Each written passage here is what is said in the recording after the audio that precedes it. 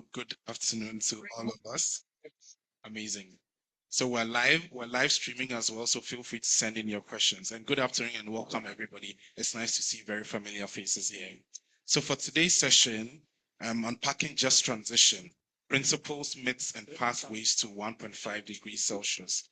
And just to set a bit of background before we dive into presentations as well as the panel discussion. Just transition, as we've come to know it, is arguably one of the most referenced yet least contextualized concepts when it comes to the climate conversation. And in policy spaces, it's often reduced to a slogan. Sometimes in political discourse, it is mischaracterized as slow climate progress and is not always clear in communities. As towards 2030, the need to fully understand and embrace it has become increasingly important. In reality, a well-implemented just transition serves as a very big cornerstone for effective and sustainable climate policy, bridging economic restructuring, workforce reskilling, and social protection with inclusive governance and community participation. Today, in today's session, we'll be breaking it down into its minimum components and re-examining it through diverse lenses, from the lens or angles of policy, labor, gender, and equity. And this discussion is going to demonstrate how just transition can catalyze climate progress and drive socioeconomic resilience rather than constrain it. Before we get into the panel discussion, I'm going to invite to the stage to deliver an address on behalf of the Federation of Somali Trade Unions, Mr. Abdulrahman Ishaq Osman, who is the head of communications and advocacy at the Federation of Somali Trade Unions. A round of applause for him, please.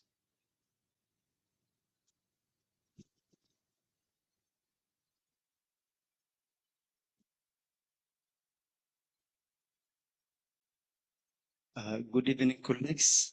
I am Abdurrahman Ishaq Osman from the Federation of Somali Trade Union, and I'm here as an observer of the International Trade Union Confederation. Sorry, I'm not supposed to come here. My colleague Bert was supposed to come here and deliver, the ITUC message, but due to technical problem, he didn't. So that's why I'm here to deliver the message of labor unions. So with that, when we speak of unpacking just transition, we are essentially talking about transforming our economies and societies in a way that delivers climate ambition with justice, equity, and inclusion at its core. The International Trade Union Confederation, ITUC, reminds us that there is no transition without social justice and no climate action without decent work. Unpacking just transition means going beyond slogans. It means defining concrete pathways that ensure workers, communities, and especially those in vulnerable economies are not left behind in the green transformation. It calls for social dialogue as ILO approach, rights-based approach, and investment in people, not just in technology. For trade unions, a just transition must guarantee that climate policies respect labor rights, create decent jobs, and expand social protection. It must be a participatory process, one where workers, employers, and government co-design the future of work in carbon neutral world. As a trade union, our emphasis is just transition is not optional. It is the framework for fairness in climate action. It is how we turn the problem of Paris Agreement into real opportunities for working people, ensuring that the shift to a green economy is both sustainable and social justice. In the context of Somalia, unpacking just transition means supporting pastoralists and agricultural workers facing drought and displacement with green livelihoods and resilience programs, creating renewable energy jobs that employ young people and women in rural areas, building climate adaptive social protection system that safeguards informal workers from climate shocks and ensuring workers' voices are part of national climate and energy policy dialogue. This is how we translate the global vision of just transition into local action that leaves no worker behind, even in developing countries. For update in Somalia, just transition, we included the core national laws, including the National Transformation Plan, Also, the Just Transition Program, we included the labor code. Our labor code was outdated since 52 years. So now the labor code is updated and Just Transition is included. It's also our Just Transition reflects the NDC 3.0. With that, I want to conclude here and thank you for your listening.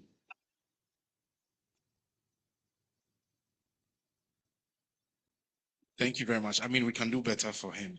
Um, the thing that came out from that was that just transition is not optional.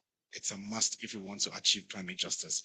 At this point, I'd like to invite my colleague, Maniefua Nyamecha Apia, who is going to moderate the next panel for us. She is the Energy and Just Transition Coordinator at Green Africa Youth Organization. A round of applause, please. Hola, hi everyone. It's so exciting to be here and he's mentioned. Yeah, he's mentioned a number of things to consider when we are talking about just transition, but as the theme of the event says, we want to unpack it to all the angles of it. What does it actually mean for everyone sitting here if we want to have a just transition to low carbon economies and want countries to decarbonize? What does it take? Does it go beyond policies? Does it go beyond the negotiation rooms? But fortunately, we know that from COP27 till now, we've had the Just Transition Work Program, which is a good thing for all of us. But then in other narratives, is it too late? Or how do we catch up? Do we do business as usual? So we want to really unpack everything around it so that we go to our communities empowered. And as we are looking at a COP that is looking at implementation, how do we go back and implement such things into our policies, into our programs to make sure that communities benefit, workforce benefit, and everyone that's supposed to benefit from the transition benefit from it. So we have in such an exceptional group of panelists that will help us unpack all these realities and from their various point, community, finance, all other aspects of the transition. So I will just introduce my panelists. I have first Joshua Mponsem, who is the co-director of the Youth Climate Justice Fund. He's a leader driving equitable access to climate finance for young people and communities to deliver impact on the ground. Please let's welcome Joshua Mponsem. Please give it up for you. Yeah, so I think I'll sit there so that people are able to. Great. Okay, so the next person I'm gonna invite is Mariela Pino. She's with Gaia Latin America. She is a strong advocate for zero waste economies, informal workers, and people-centered transition that builds true resilience from the bottom-up approach. Please let's welcome Mariela.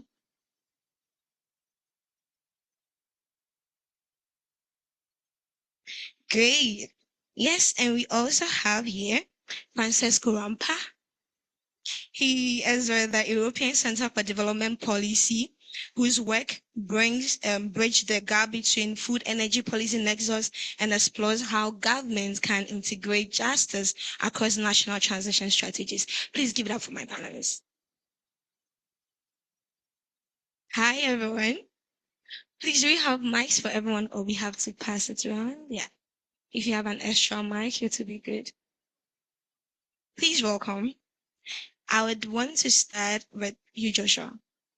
Yeah, around COP30, the call for implementation with integrity really came up and dominated the transition narrative. Yet, for many young and local actors, impact is constrained by complex funding systems. From your experience at YCJF, how do we reimagine climate finance and disintegrate it so that people that are really working on the ground benefit from such financing mechanisms? Thank you very much. And I'm really glad to be here to join this esteemed group of panelists to share their thoughts on unpacking some of the myths and pathways to just transition. I'm the co-executive director for the Youth Climate Justice Fund. The work we do is providing, mobilizing funding from climate philanthropic entities and making that finance available to youth-led movements and community-led organizations, primarily focusing on historically underfunded communities, which make majority of that, the global south countries, a global majority, and sort of minority groups in Europe and in the US and other parts of the world. When it comes to just transition and this language of integrity and access. And I really like the point you made in your sort of keynote, if I may, that hands-on. How do we ensure that the farmers, the pastoralists, and those that we often don't get a chance to engage with can get the benefit of the transition? But it often starts with the ability for these communities to be able to organize effectively with the resources available to them. Unfortunately, currently, we engage a lot of these constituencies in a consultative approach. We consult them, we ask for their opinion, and that is it. Right? And they go back to their normal lives, right? They go back to their usual life. If that is cattle rearing, if that is, having a petty trade or selling something as a street vendor, they have to engage in all these activities for their everyday income. This makes it very limiting for them to have a long-term strategy on engaging on longer processes. And currently, finance is not available to them to be able to have those long perspectives. So one of the very early things that is required to be able to change this is making resources available to such constituencies that they are able to organize, they are able to have a stronger governance, even internally. They are able to have their own vision of what the transition will mean for them, and they're able to engage with other stakeholders as equal partners. And the reason why equal partnership is very difficult to achieve is you cannot have equal partnership when your everyday expenses is dependent on the person you're engaging with. And this is the reality. So in most of the consultative approaches we see now, whether it is big INGOs going into communities or companies going to communities, in those consultative processes, there is a lot of microfinance available to the communities that are on daily basis. So people go and show up to get a per diem or to get something for that day when they are being engaged. And that makes it very difficult for them to have a very independent voice, an independent critique to the system that you're operating in. And this is not just for companies, this is also for big INGOs. I'm sort of saying this so that we are aware of it. Then the second thing that I think is very important is how those of us who are already fortunate to be in these systems, including all of the organizations here who are running institutions that are partnering with local organizations, to really start thinking around how do we form partnerships where resource dependency is part of the design of the partnership, where you can actually have resource available to the other partner that is within their governance and within their control. And a good example in the methane world and in the waste world is an example from Gayo in Ghana, where you work with informal waste workers, but then you are able to give them funding that is within their jurisdiction and they can decide what they do with that money, as opposed to they have to engage first, and after engaging, you give them the funding, which makes them dependent on what you want and your results. So I think those are just a few things that I think could be very impactful in supporting minority groups in the way they show up, in the way they engage in just transition. Then the third thing, and I'm going to give it to you. The third thing is a lot of the conversation around just transition, it involves a few things. One of them is minerals. And when we think about it, one of the things I've been thinking about recently is who gets to decide what mineral is critical and what mineral is not, right? So a mineral that could be critical for you might not be critical for another community. And I think of it in even the way that critical minerals are defined by certain jurisdictions. So in the US, critical mineral by policy is designed as the minerals that are required for the energy transition. This is it.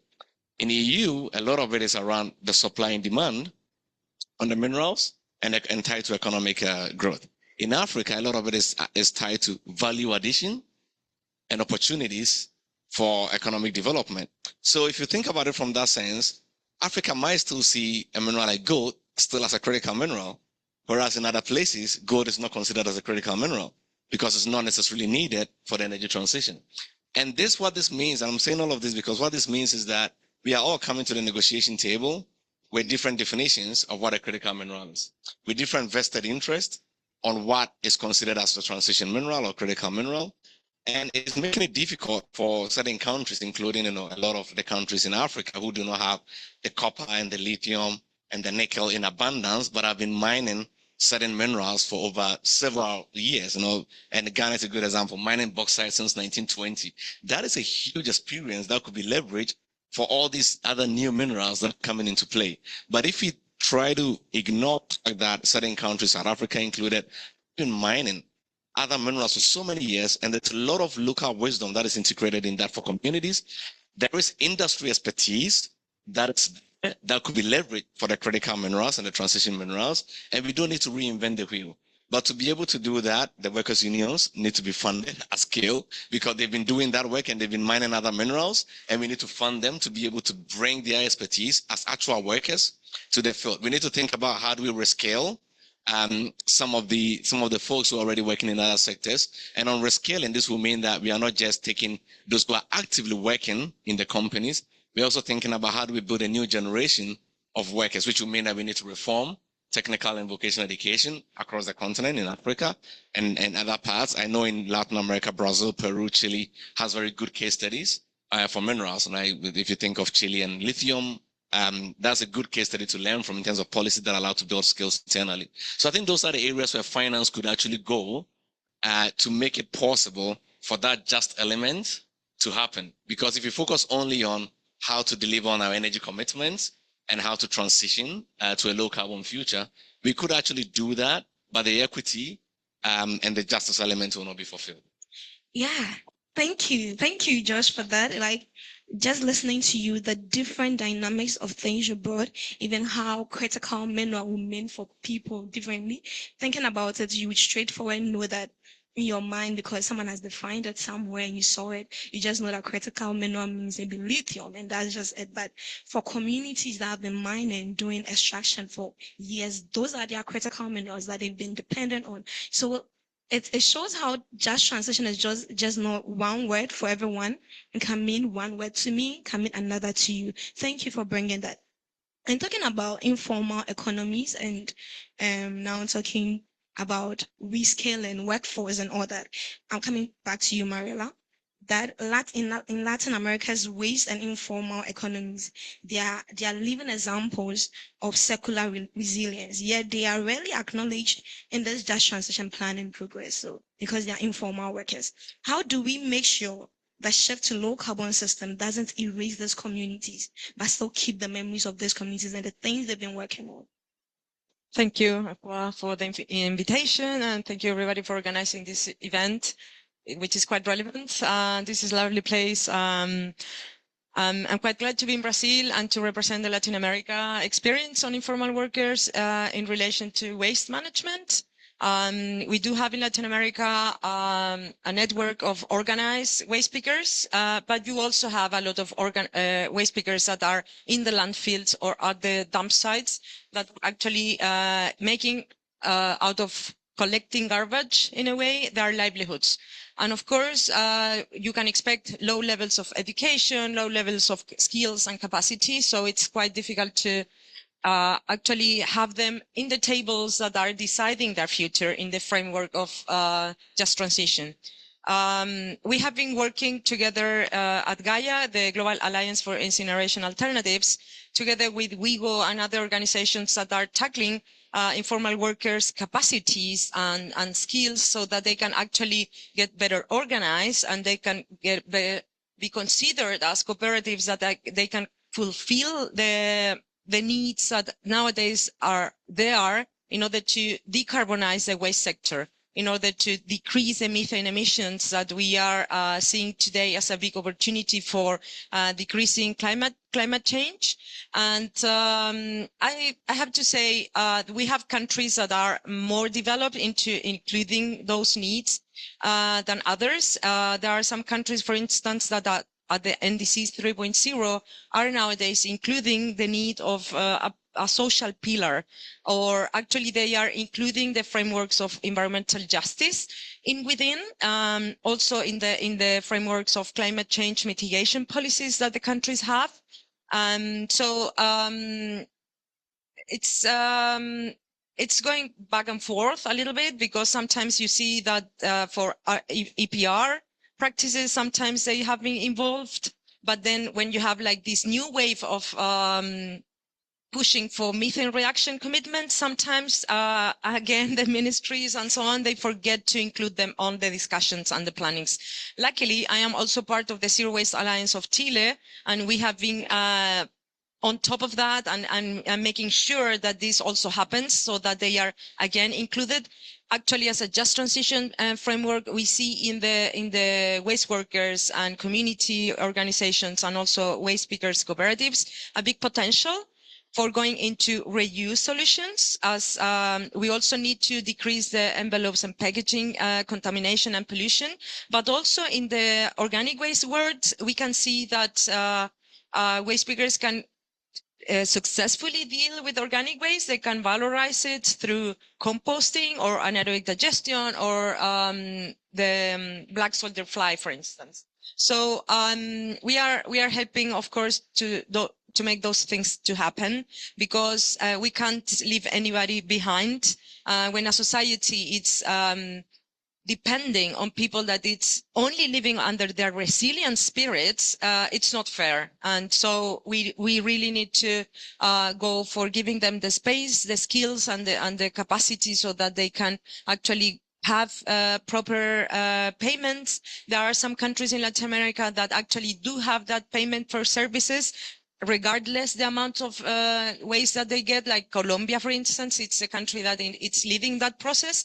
And just to finish, also, I'm quite happy to be in Brazil again, because I had the opportunity last year to see the examples that they have in Florianopolis, a state in the south, which is really the most innovative and leader in Latin America. They open up the possibility to have community composting or community valorization of organic waste in a way that you can also get paid by the waste treatment that you can handle. So these open up the opportunity to have different shapes of scales.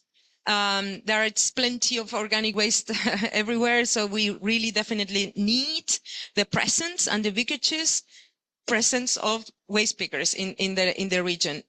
We know that big corporations haven't solved the problem of waste. They don't go for systemic change. They just want to make big profit. But on the other hand, we have waste pickers all over, even in small places where big corporations won't see a business opportunity. We have people that it's historically being the heroes of environmental issues and solving waste in particular. And we have to recognize them. We have to involve them and invite them to be part of these just transition necessities. Thank you. Please give it up for Mariela. Such nice experiences that you're sharing and good work that those waste pickers are doing. How do we slow down to listen to them? How, because it looks like they're doing amazing work. And we need this for us to transition to low carbon economies. How do we actually slow down that as we are moving ahead, we slow down to listen to them and not just see what they are doing or say that they are doing well, but actually listen to them and make them a priority in what we are doing? How do we do that? Back to you. Yeah, thank you so much. We at Gaia, we have been developing actually a framework of environmental justice principles. It's 5 of them. And one of them, it's actually recognizing everybody in it. And this specifically goes into waste pickers, waste workers, and also communities that can be handling from the grassroots organizations in all territories, these solutions and tackling with different kind of efforts and methodologies, those problems. Luckily, we have seen that community solutions, waste pickers and so on, are the lesser pollutants because usually they use harmless technologies and low-tech technologies. We have seen how like big technologies haven't really solved the problem. Landfills are still having leachate into the grounds, into polluting groundwater, polluting rivers, and so on. And when, for instance, we listen into the climate spheres, the decarbonization efforts, and so on, and sometimes you have, especially from the north into the global south, the push for incineration or waste to energy, we see that this is not decarbonizing anything.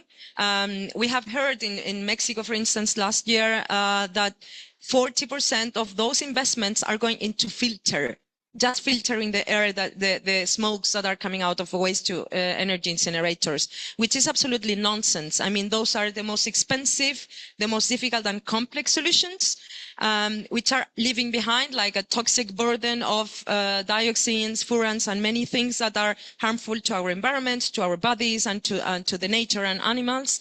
And we have to shift that financing into solutions that are harmless and that are also providing a lot of positive impacts. I mean, when every time that you give those communities the opportunity to deal with decarbonizing economies, you will have plenty of good opportunities for livelihood production and so on. We got last year a very interesting case study on waste loss alternatives for making municipalities to find the solutions around.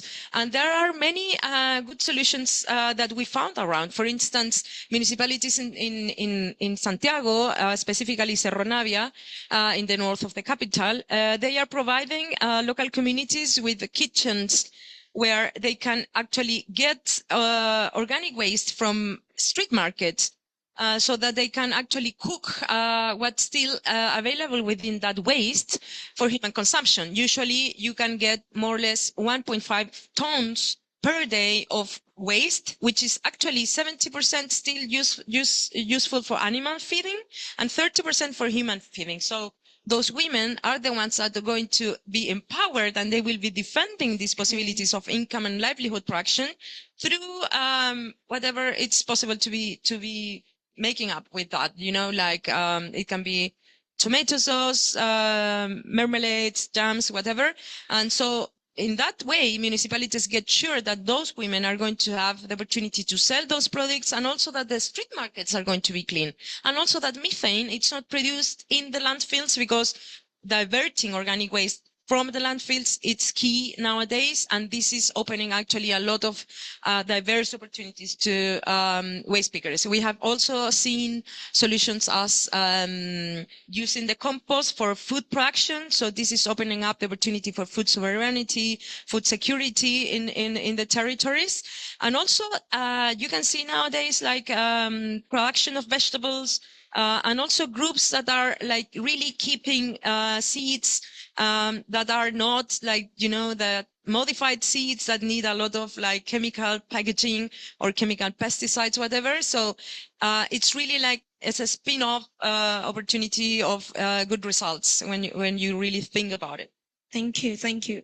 And I'm coming back to you, Francisco, on the issue of finance and how she just mentioned that we are using majority of finance that has to go to very productive and low cost finance that actually work to decarbonize, to incineration, just to filter the air. And from the discussions at COP, I had a lot of financing being caught up in the north. By the time it comes to the south, is nothing. People cannot use it for anything because they took 5 years or 6 years to bring the financing down, and the budgeting and all those things, processes, doesn't make the finance when it gets to the south very viable. So with the work and the issues of geopolitics in the transition financing, from carbon border adjustment to green industrial subsidies, these are what we are using to shape justice now. And how do we ensure that these mechanisms empower developing economies instead of locking them into dependency or extractive trade? How do we do that? Well, thanks a lot for the easy question.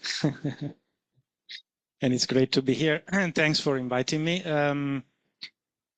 Well, you're right. There's a lot of geopolitics. Well, unfortunately, even the COP itself is, we know, caught in unfortunate geopolitics. So I'm afraid geopolitics is spoiling a bit all the efforts on sustainability. But the way I look at it is that, of course, it's mostly about joint investment. You need to change a bit paradigm. And I know a lot of cases from how the Europeans are rhetoric on how to especially work with Africa. But so the rhetoric is there, but it's not really working, and there are no real instruments and tools to do it. First of all, you need to shift from investing in Africa to really joint investing and considering that African countries, for example, or in general resource-rich, especially renewable resource-rich countries like African countries, are not places where you extract materials, as Joshua was saying, but really should be not providers of molecule or or other ingredients, but really become allies of the way the Europeans want to become more sustainable themselves. Because, for example, they can only with Africa as the largest consumer market in the world, Europe can become more sustainable by having a more mature joint investment relationship with Africa and fair trade relationship with Africa. You're right, there's a lot of dependency risk in what is happening today, looking at the energy markets and food markets. So it's about interdependencies. Understanding is another shift from dependency to interdependency, really, and maybe making the mutual beneficial cases more known, because it is possible for to achieve mutual benefits. If you look at the case of South Africa, green iron production and that quite impressive amount of export into the European Union for this has been definitely mutually beneficial, because this has allowed the European steel industry to cut down its cost, and on both sides to create a lot of jobs, which are part of the joint transition. But these cases are not necessarily known.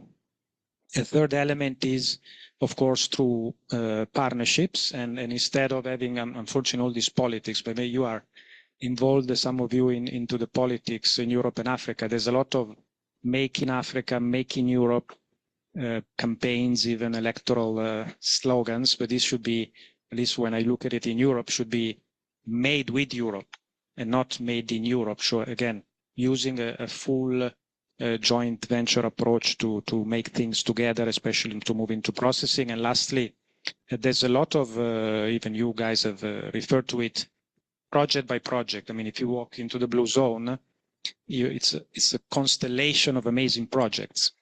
They're all good. But the problem is that if you look at financing from Europe, it's too much about going and finding one project in one country, one project in one subsector, one project for aeolic, one project for batteries. We need to move into a different mindset where you construct financial systems and financial incentive that look at resource-rich countries as a structural long-term investment, joint investment goal. So stop thinking of individual projects and establish institutional and investment frameworks that allow to think 15, 20 years for substantial amounts and scale up volumes, and not just project by project. And lastly, if you want me to be honest about carbon border adjustment, is very tricky indeed. This is still legitimately a strong criticism from Africa. But again, if we want to turn it around from a risk, of course, the carbon border adjustment mechanisms that are being put in place in Europe are a risk for today's industry in Africa. But first of all, we have to be honest, the CBAM is not targeting Africa. Africa's export of those particular materials and export are too low to be the driver of what the Europeans want to do. These are addressed for China and other things. It is still risky for certain of the existing industries in Africa, but we need to turn it around and make it an opportunity for new industries. Because if you took the above, as I said, in the joint investment approach, a serious investment frameworks made with Europe, you could turn, for example, green hydrogen opportunities and many other potential opportunities, also Joshua was mentioning, into opening up the markets and securing the markets for African joint venture. So certain of the sustainability standards put in place in Europe, if tackled in a proper partnership, can become actually securing the space and the competitiveness and the entry into a very large market for Europeans that others, like often I'm afraid the Chinese and others, are not able to run because of their production methods are still not so green, etc., etc. So tackle it as an opportunity for new industries, especially green hydrogen I have in mind, and we're doing some things in my organization for that as a big opportunity, rather than only thinking of cost and entering into the fight with the Europeans, which sometimes is legitimate, but thank you. Thank you, Francisco.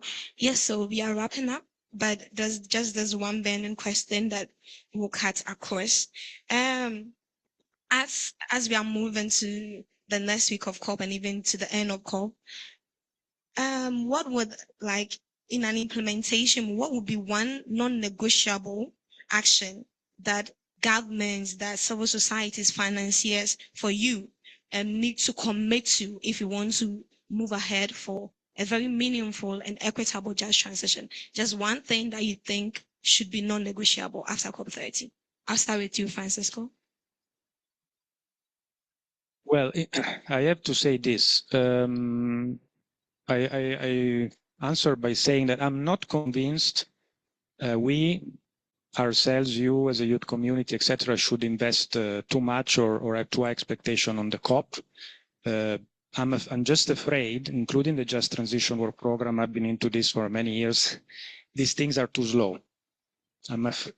If you walk around the negotiating rooms, you encounter amazing cases, including Africa fully owned, my work I do, amazing cases of private sector moving faster than policymakers, despite all the problems policymakers and politicians create. Public-private partnerships, AI, artificial intelligence being used for the sake of farmers. There's so much amazing stuff going outside the negotiating room that I would say, please, let's try to focus and capture what the solutions are emerging from the private sector, the farmers, the youth, help them to access more finance, and let's use our political capital outside of negotiating room. I'm sorry, I've lost a bit hope on the negotiations. Thank you. What will be one non-negotiable thing for you? Okay, for the workers, we can say, I mean, just transition, it should be included in the national laws, because our advocate, just for trade unions, our work is just advocacy. So we, inform you that just transition should be included in the national laws. It should be reflected, in NDCs, like the one for NDC 3.0, and other key acts or laws in every country. So that's what I can say. Yes, thank you. So we have capturing outside the negotiation rooms, and also policies. Then we come to you, Josh. What do you have for us? Well, this is going to be finance related, and there was an article that came out recently from Christina Figueres, and I'm going to paraphrase because I don't remember the title very well. And she was the former executive secretary for the UNFCCC. And it goes something like, the climate solution that is going to stick is in Africa, or something like that. And there are several reasons for it. But my point would be that the notion that we need to de-risk investments going into Africa, it's a false narrative. It doesn't exist. And there's no really strong, tangible risk that is factual that is on the continent. And I'll tell you the reasons why to this. When most people say we need to de-risk investment in Africa, and the reason why we have so many micro projects and we are missing out on the large scale cross-border partnership that is driving a big part of the project, is because investment in Africa are risky. So nobody's stepping in. And when you ask what is the risk, is political instability, it's around regulatory frameworks are constantly changing. These risks are applicable everywhere. And I'll give you two examples. Look at the United States. Policy regulatory frameworks have changed a lot in the last year alone. Look at France. How many times have they changed governments just within the last? But that doesn't stop investment from flowing. So I think there's a sentimental attachment to the fact that, some place is risky to make investment. We need to step back from those sentiments. We need to be bold in saying that those risks are constant. They're constant everywhere you go. You don't avoid the risk. You work with the risk to make the investment that assures justice and equity. I think this is very important. There's the two other things which is very important to me. One of them is Africa is the only continent in the world that has the largest informal economy via employment. Nowhere else in the world has the largest informal economy as compared to Africa. That is an opportunity. Secondly, the only continent in the world that doesn't have a fully developed energy infrastructure. Every continent you take, there is some sort of very advanced energy infrastructure that allow for transition to happen much quicker. Africa is still developing its infrastructure. Those two things for me is a brilliant opportunity for investment to go into greening the sector as a whole in a way that people, communities, not businesses, not corporates, the private sector is going to make some good money out of it, but it's an opportunity to create a new form of economy where people can actually tap into that. It could be the transition that changes who holds wealth. It could be a generation of really changing who gets to become, have a good sort of economic living. But I think currently that is not happening because we're still trying to move money using the economics of other places. So, and that doesn't work because if you have 80% of your economy being informal and you're applying formal structures to give loans and to give credit, no one can access it. So in the end, you are stuck. Your population can access credit. They are reliant on industries coming in from other places to access credit. And then they become the last part of the chain instead of being the front of the chain. So we need to rework the way money flows to make it possible that the informal sector can access funding, they can access credit, they can innovate. And we need to make it possible in realizing that if we say that one in every 3 young person by 2050 is going to come from Africa, that is not an African problem. That's a global problem. If those 1 in 3 people don't have the skills, don't have the talent, can access credit, you are cutting off the world supply of workforce. And that is not an Africa problem. That is a global problem, and we need to invest in that to make it possible. So for me, this is non-negotiable. If you don't do this, we can't transition. Thank you, Josh. Lastly, Marilla. Sure. I have to say, for Latin America, we have already at least 3 decades of energy and thoughts put into understanding the informal workers' needs. We don't need to go deeper into that. We just have to make enable conditions possible. And this means implementation needs financing. And we can't still rely, if we want to act fast, that implementation is going to be putting conditions into what our waste cooperatives or waste communities are in need when thinking in projects, for instance, there are nowadays a few bunch of initiatives that are supporting and tackling organic waste management, which are not really putting the enable conditions in terms of how you can use the funds. It's either to pay for people's time or infrastructure. And it's a no-go, in Central America in particular, and many countries still in Latin America, a lot of people, it's not paying for waste management from the municipalities.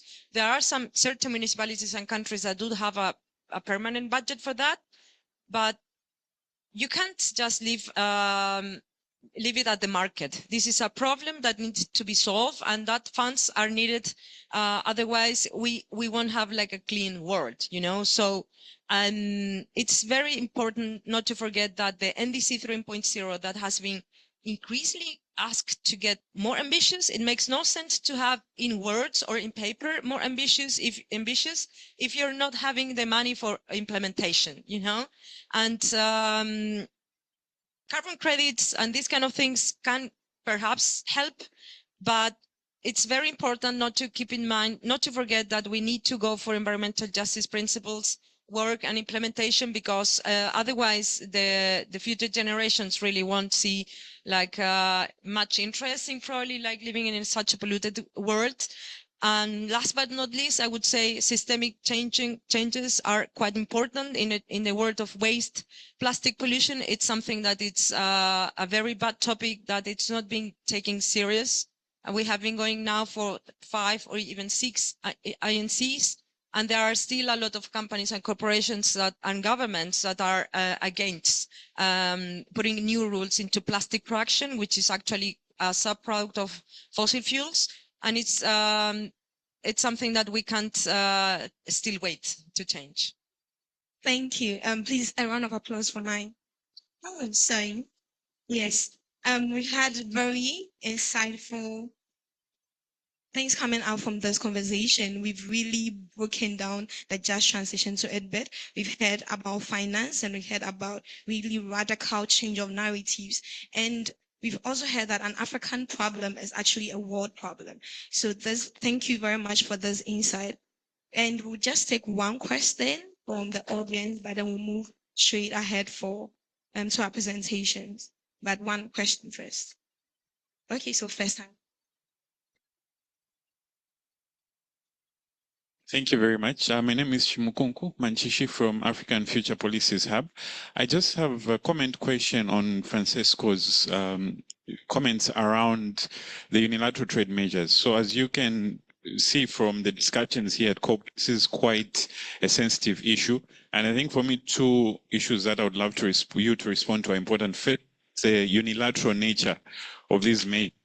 Concern from the global south has been the lack of transparency around these measures. And I will talk about the behavior, for instance, of the European Union in their negotiations with the USA, where they actually promised flexibilities around the CBAM because of the complaints that came from the United States of America. But that's not the case with many of the concerns from the global south. So the issues of transparency and the unilaterality of these measures. And then secondly, there's also a concern that these are deceptive measures that are actually meant to improve the competitiveness of industry in the EU, as opposed to environmental measures. So they're actually deceptive trade measures that are protecting the domestic industry. So I want your comment on that, because then it appears when you read the Green Deal from the EU, there is mention of the competitiveness, the decline in the competitiveness of the EU. So how then do you look at that based on the concerns from the Global South about the deceptiveness of these measures? Thank you.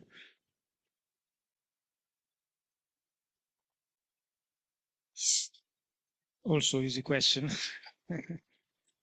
No, I mean, you're right. The problem is, you see that the current trend is geopolitics is run by the current national trend of populism.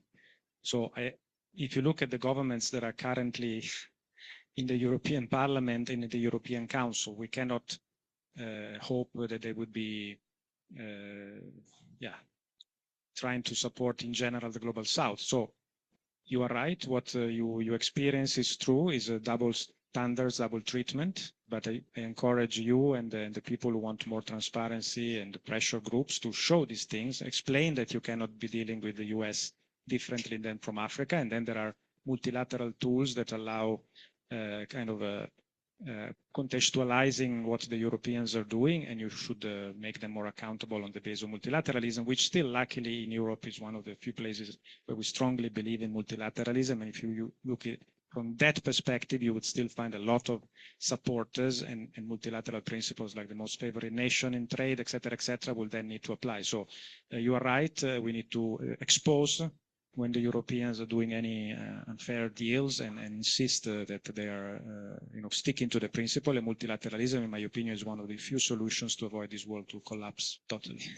Yes, thank you. We will have one last presentation, so maybe we can chat more about all your questions afterward. But we take a quick photo as a panelist, then we leave the floor for Leo to come and unpack just transition for us.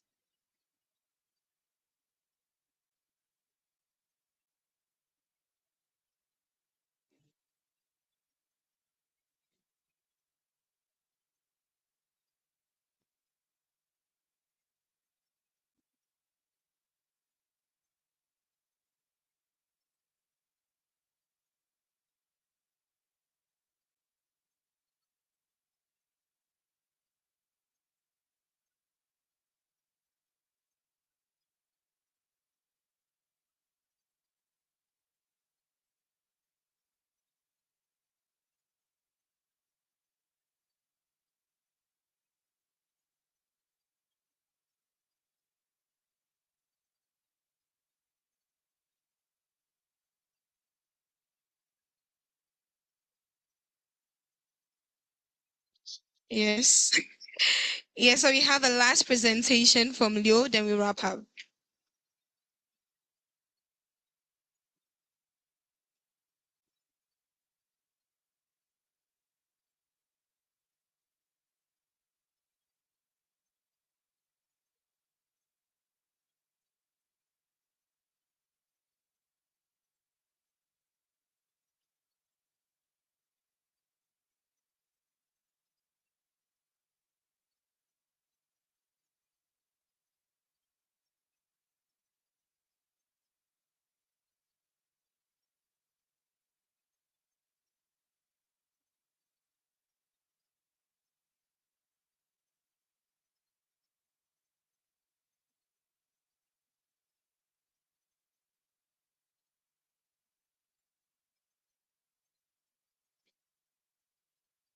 I do have my laptop.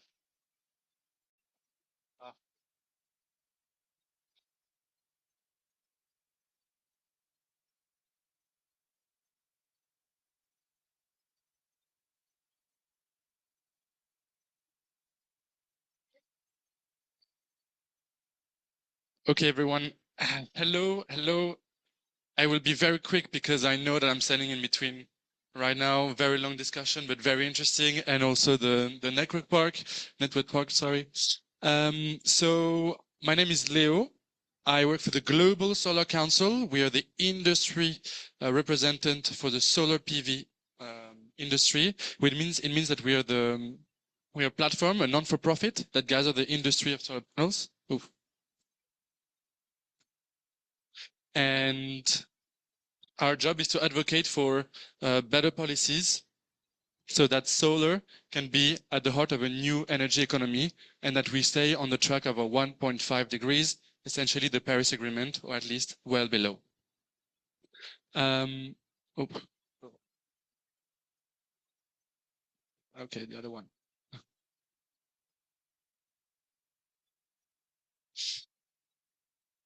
This is very long. Is there something afterwards? Well, anyway, it's okay. It's okay. I can go with it.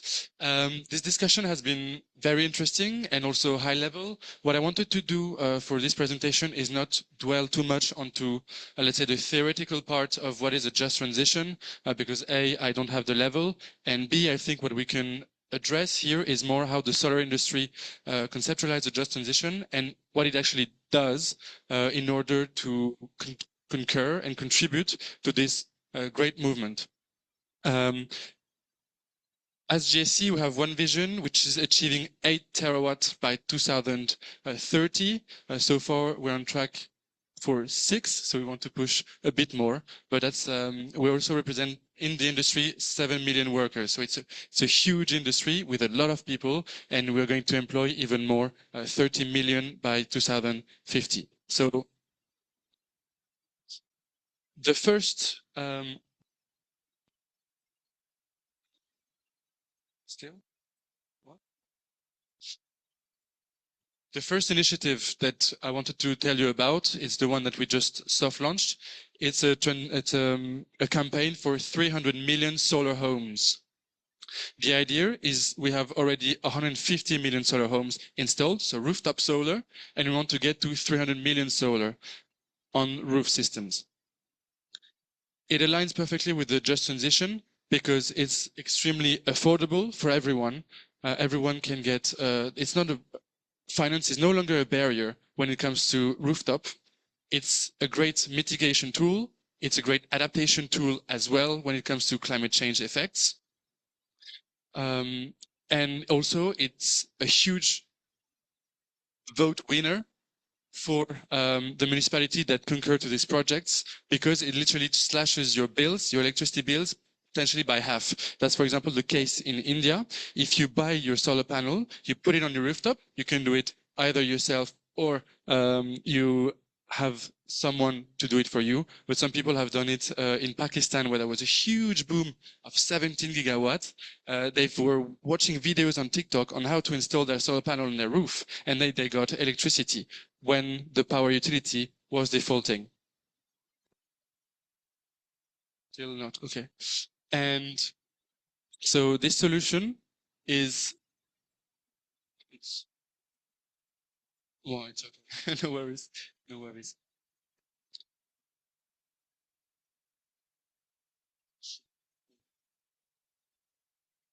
Yes, so this is the campaign that we're launching. It's especially relevant for Africa because, for example, there was a huge uptake in Nigeria when they cut the fossil fuel subsidies and the price of electricity went up. There was a huge uptake of solar power on the homes, which slashed electricity bill. And so that aligns with the just transition because what we're really trying to say here with this campaign on solar rooftop is that just transition is, thank you, classically defined as leaving no one behind. That's what we want for GSC. But this is also, and more importantly, mean power to the people. because you can literally become self-sufficient with your solar panels. And you have a lot of various stories. In Pakistan, for example, there was this woman who scrapped her saving, scrapped her jewelries, and she bought solar panel on her roof and a battery. Yeah. And she was able to reduce all her electricity bills and have access to electricity, which wasn't never the case before. In the context of Africa, of course, it means that for rural communities, it's accessible.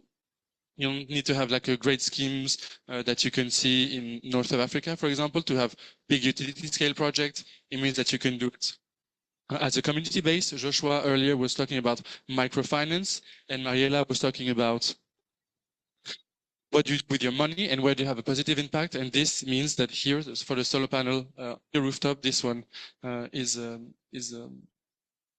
winner. Yes.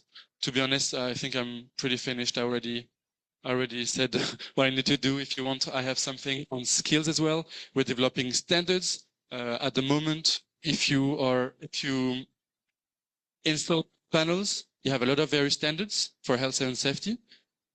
And we're creating, wow, okay, it's moving rather than not touching it. And we have created standards for the whole industry, that we want the whole industry to adopt it, so that to reduce the risks of installation for the workers, which therefore reduce the risk for the developer as well. And it's going to be a global standard. So it means that for the workforce, especially for Africa, where there will be basically the biggest workforce in the next 10 years and so on, you will be able to be certified and travel across the world in other companies, because you will have all the knowledge and recognized.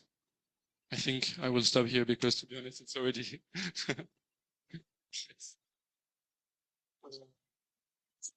Sorry for that, but thank you all for showing up. And I know we've learned a bit on. You want to ask a question?